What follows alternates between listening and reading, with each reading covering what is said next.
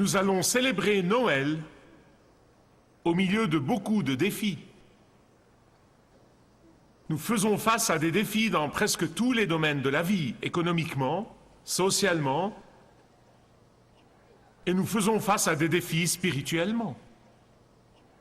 Pour ceux d'entre nous qui disent qu'ils connaissent le Christ comme leur Sauveur et Seigneur, pour ceux qui l'aiment de tout leur cœur comme chrétiens, et c'est un mot monumental, un des plus grands défis est probablement le rapport qui vient d'être publié par la fondation de recherche Pew et qui dit que 54% de tous les chrétiens de l'Amérique croient que, en fait, il y a beaucoup de religions qui mènent à la vie éternelle. Si vous analysez ces chiffres, 75% de ceux qui appartiennent aux dénominations principales disent que les autres religions mènent à la vie éternelle. 85% des catholiques non hispaniques disent que les autres religions mènent à la vie éternelle. Et 34% des soi-disant évangéliques disent que les autres religions peuvent mener à la vie éternelle. Et je vais vous montrer que c'est une contradiction ou une schizophrénie parce que quand vous vous faites appeler évangélique, vous dites que vous ne pouvez être sauvé que par l'Evangelion ou par l'évangile ou les bonnes nouvelles de Jésus-Christ. Et pourtant, ils disent, 34% d'entre eux disent que les autres religions peuvent mener à la vie éternelle. D'une part, ils disent qu'ils ne peuvent être sauvés que par le pardon du Seigneur Jésus-Christ de leurs péchés et de la punition de leurs péchés et aussi des conséquences du péché. Et pourtant, ils ont l'esprit confus quant à ce fait même qu'ils proclament. Je veux vous montrer que les statistiques navrantes que je viens de partager avec vous proviennent soit de l'ignorance totale et absolue des faits, soit du reniement délibéré et de la déformation des faits. Et dans les deux cas, ce n'est pas une très belle image. Dans le dernier message, pour ceux qui étaient là, nous avons vu que seul Jésus, le Dieu homme, sans péché, né de la Vierge, peut nous sauver de nos péchés. Aucun des fondateurs des autres religions n'a pu se sauver lui-même de ses propres péchés, encore moins ses partisans. Et je veux vous montrer aujourd'hui que seul le Dieu homme né de la Vierge, le Fils de Dieu Jésus-Christ, est la révélation complète de Dieu le Père. Lui seul est la révélation complète de Dieu le Créateur. Lui seul est la révélation complète de Dieu Tout-Puissant. Comme la plupart d'entre vous le savent, nous émettons Marcher avec le guide dans un programme unique intitulé le programme de langue double. Nous l'avons commencé il y a 15 ans. J'ai une phrase en anglais que je dis, et il y a un interprète qui dit cette même phrase en arabe. Nous avons commencé à émettre dans le monde arabophone et nous émettons depuis en mandarin et en cantonais et en indonésien et en turc et en farsi et ainsi de suite, en 20 langues principales. Et de temps en temps, je reçois une lettre comme celle que j'ai dernièrement reçue du Bahreïn.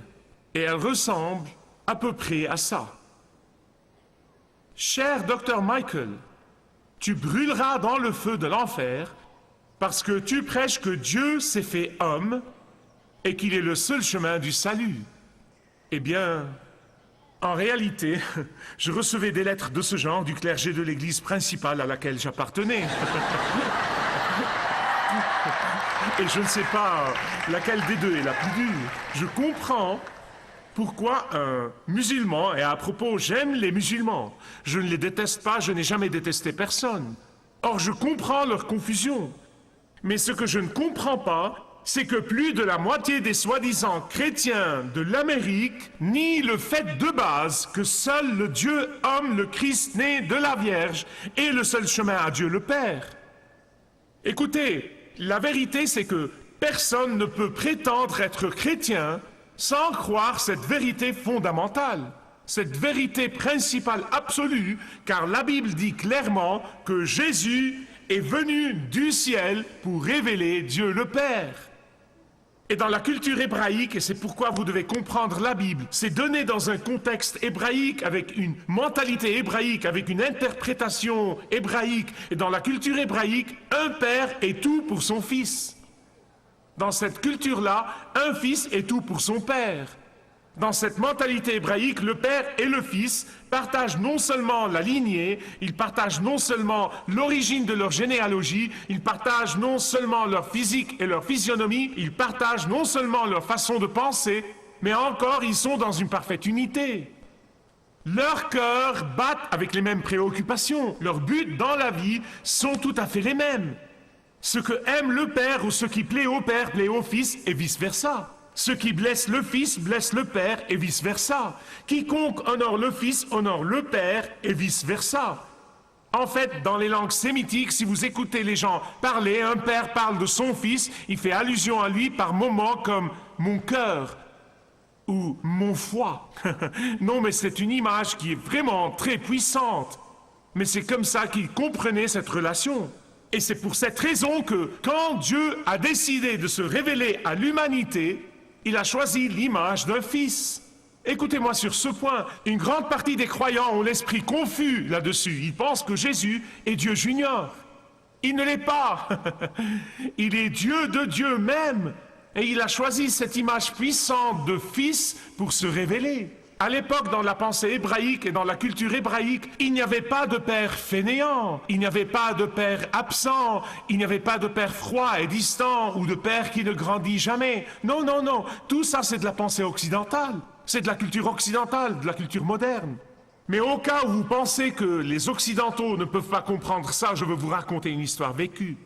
Le docteur Philip Littleford, il y a quelques années, a pris son fils Marc, âgé de 12 ans, et 2 autres hommes, à une partie de pêche en Alaska, dans un voyage pour rechercher et attraper le saumon, et ils ont pris l'hydravion qui les a emmenés dans une baie isolée.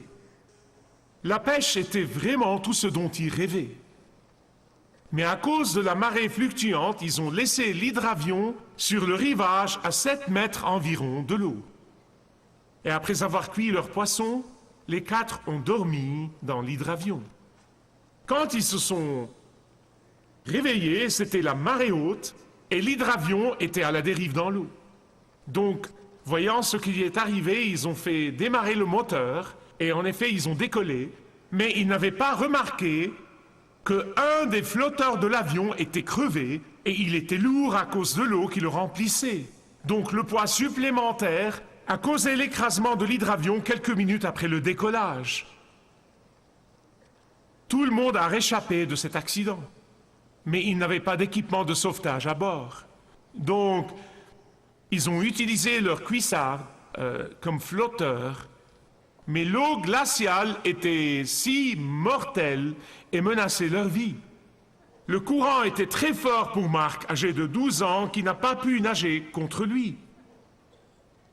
Les 2 autres hommes se sont frayés un chemin contre la marée et ils ont nagé vers le rivage et ils sont à peine arrivés à terre. Et quand ils sont arrivés, ils se sont retournés et là, ils ont vu le docteur Littleford et son fils Marc entraînés vers la haute mer, bras dessus, bras dessous.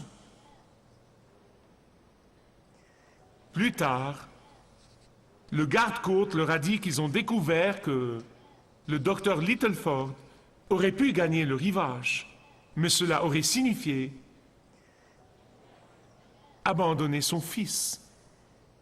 Au lieu de cela, il a décidé de mourir avec son fils dans l'eau glaciale. Maintenant, bien-aimés, écoutez-moi. Sur la croix, Dieu le Père nous a réconciliés avec lui par Dieu le Fils. Et donc, quand quelqu'un vous dit que toutes les religions mènent à Dieu, vous devez juste leur poser ces questions. Est-ce que Bouddha est mort pour vous? Est-ce que Mahomet est mort pour vous? Est-ce que Krishna est mort pour vous? Ce n'est pas de l'irrespect, ce n'est pas du fanatisme, ce n'est pas de l'intolérance, et c'est un mot qu'on aime utiliser contre nous. Ce n'est pas du tout ça. Posez la question, est-ce que quelqu'un de ces messieurs a prétendu être Dieu dans la chair humaine? Et la réponse est... Est-ce que quelqu'un de ces messieurs a prétendu que nul ne peut venir au Père que par lui? Non!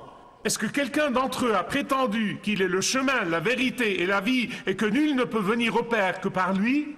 La réponse est non. Aucun d'entre eux ne l'a prétendu. Vous voyez, c'est de l'ignorance de la part de tant de gens au sein de l'Église que de penser que leur religion est tout aussi bonne que la nôtre, qu'ils doivent avoir un sauveur comme le nôtre et que de ce fait, ils doivent avoir raison. Ignorance, ils n'ont jamais étudié les faits, ils n'ont jamais compris les faits. Est-ce que quelqu'un de ces messieurs a prétendu qu'il est venu du ciel pour révéler le Père?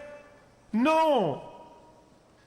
Dieu le Père et Dieu le Fils et Dieu le Saint-Esprit sont un en substance, un dans l'unité, un dans la cohérence. Et c'est pour cette raison que Jésus a dit « Celui qui m'a vu a vu le Père ». Dans Jean chapitre 14, verset 8, Philippe pose la question à Jésus dans l'évangile de Jean 14, 8. Philippe pose la question à Jésus. Il lui dit « Seigneur, montre-nous le Père, et cela nous suffit. » Et Jésus, avec une note de profonde déception dans sa voix, dit à Philippe « Je suis depuis si longtemps avec vous. Et même étant depuis si longtemps avec vous, tu ne m'as pas connu, Philippe. » C'est le verset 9. « Toute personne qui m'a vu a vu le Père. » Plus tard, Jésus a dit « Moi et le Père, nous sommes un. » Est-ce que Mahomet a prétendu ça? Non. Est-ce que Bouddha a prétendu ça? Non. Est-ce que Krishna? Non. Quand quelqu'un vient vous dire que toutes les religions ont la vérité en commun, vous dites quoi? Non. Ils ne l'ont pas. Quand quelqu'un vient vous dire que toutes les religions mènent au ciel, vous dites quoi? Quand quelqu'un vient vous dire que les musulmans et les chrétiens adorent le même Dieu, non, absolument pas. Ce n'est pas le cas. Pourquoi? Parce que notre Dieu s'est entièrement, complètement et sans hésitation révélé et manifesté en Jésus-Christ, qu'il ne voit que comme prophète.